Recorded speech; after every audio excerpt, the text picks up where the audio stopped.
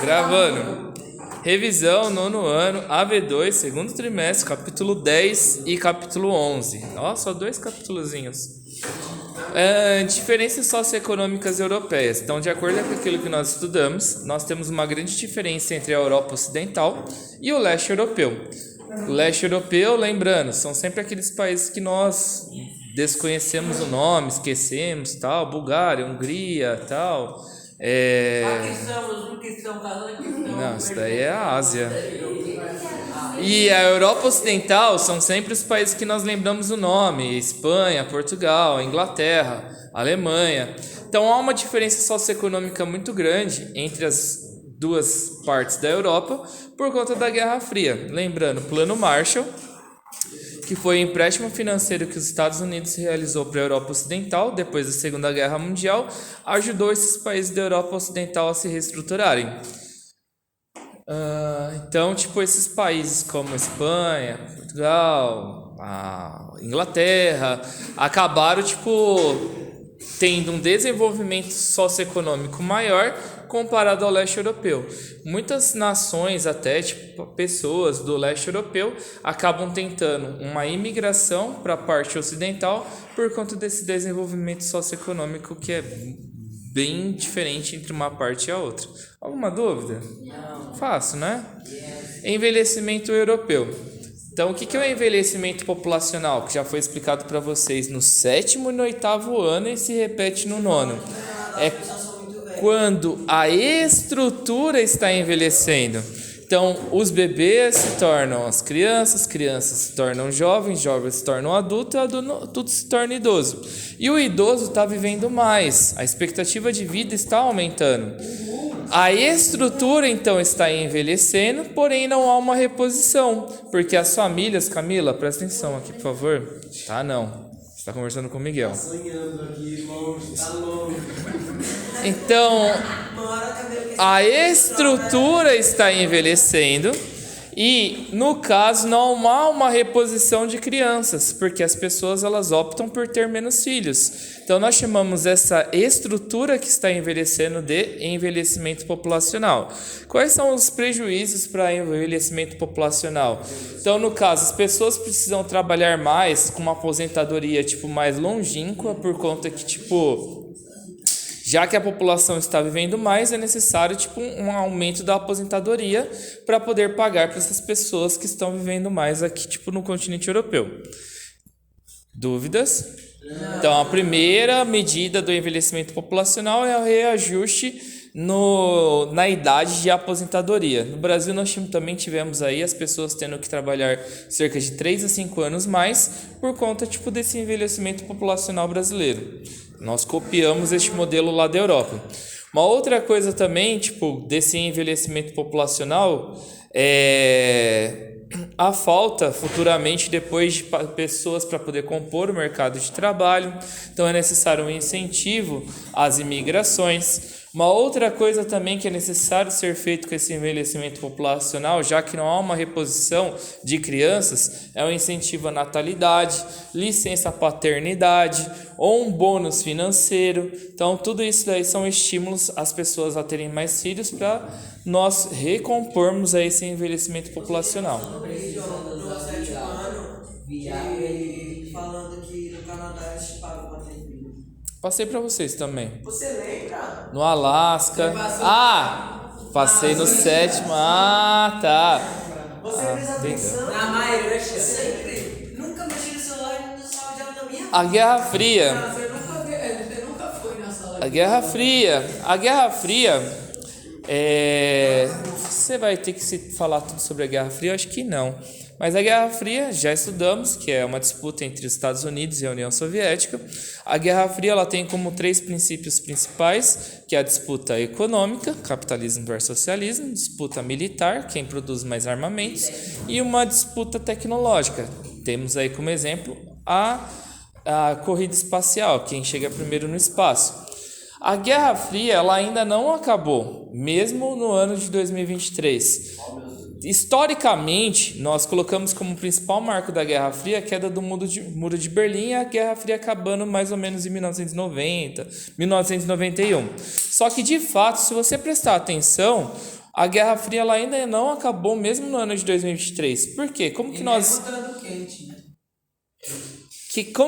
vemos que a Guerra Fria ela não acabou? Um exemplo, a guerra da Ucrânia. Então, Ucrânia versus Rússia. Quem é que está do lado da Ucrânia? Estados Unidos e a Europa Ocidental. Quem é que está do lado da Ucrânia? O leste europeu e a Rússia. Principalmente a Rússia. Opa, do lado da Rússia. A Rússia está do lado da Rússia. Ato falho. Ato falho. Deveria ter ficado só com a Ucrânia. Então, o principal objetivo da guerra da Ucrânia é a participação da Ucrânia na OTAN, a Organização do Tratado do Atlântico Norte, que no caso é uma aliança militar. Então, no caso, a Ucrânia ela quer ficar do lado da Europa Ocidental e dos Estados Unidos. E automaticamente ela acaba sendo contra a Rússia, que foi sua aliada durante longas décadas. Então, nós vemos aí a guerra da Ucrânia, onde que a Guerra Fria não acabou. Nós estudamos também até sobre a Síria, que os Estados Unidos ele fica do lado do Estado Islâmico, mas ambos são inimigos, mas ambos são amigos porque a Rússia fica do lado do governo sírio. Então, mesmo sendo inimigo Estado Islâmico e Estados Unidos, ambos se unem para poder combater a Rússia que se aliou ao governo da Síria. Então nós vemos aí os Estados Unidos e a Rússia tomando partidos opostos. Estado Islâmico é contra o governo político da Síria, mas o governo político da Síria é a favor da Rússia.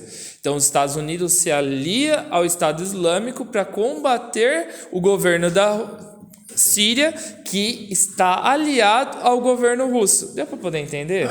Sim. Então nós vemos aí também que a Guerra Fria não acabou. Outra coisa, nós vemos aí até a Guerra das Coreias, ou a Coreia do Norte em específico. A Coreia do Norte ela é aliada da China e da Rússia. Então automaticamente os Estados Unidos ele acaba se tornando contra a Coreia do Norte por conta dessa aliança que ambos possuem com o governo norte-coreano, tanto a China quanto a Rússia. Então nós vemos também que a Guerra Fria não acabou em mais um desse exemplo. Alguma dúvida? Então 3 exemplos do porquê a Guerra Fria não acabou. Sistema de castas. O sistema de castas ele foi abolido no século passado na Índia, porém os mais velhos ainda continuam persistindo nesse sistema de castas. Que é o sistema de castas? É um sistema de classes sociais, baixo, médio e alto, que acaba segregando o território indiano. Camila, se você não prestar atenção, tem que tirar você da sala. Mais uma vez chamando sua atenção. Aqui, aqui, olha pra mim, Camila. Ó, pra mim, aqui, ó. Obrigado, Camila. Obrigado. Então, o sistema de castas, ele acaba dividindo a população indiana de acordo com a economia e, no caso, essas castas, que são essas classes sociais, são com base no principal deus indiano, que é o deus Brahma, se eu não me engano. Então, no caso, cada casta representa uma parte do corpo do deus. A casta mais elevada representa o cérebro, o tronco ele é representado pela classe média e os pés, onde fica a poeira e a sujeira, é representado pela casta mais baixa. No livro tem a casta que está no chão, no tapete, que é mais baixa daquela dos pés. Mas só para você entender. É lá onde você tá. Então, de acordo com o sistema de castas, essas classes sociais elas não poderiam se relacionar. Então, quem estava na casta mais baixa não poderia se relacionar com a casta mais elevada e vice-versa. Se relacionassem, era expulso de casa, os pais não se falavam mais com seus filhos, perdiam suas heranças e etc. Sofriam muito preconceito com relação a isso.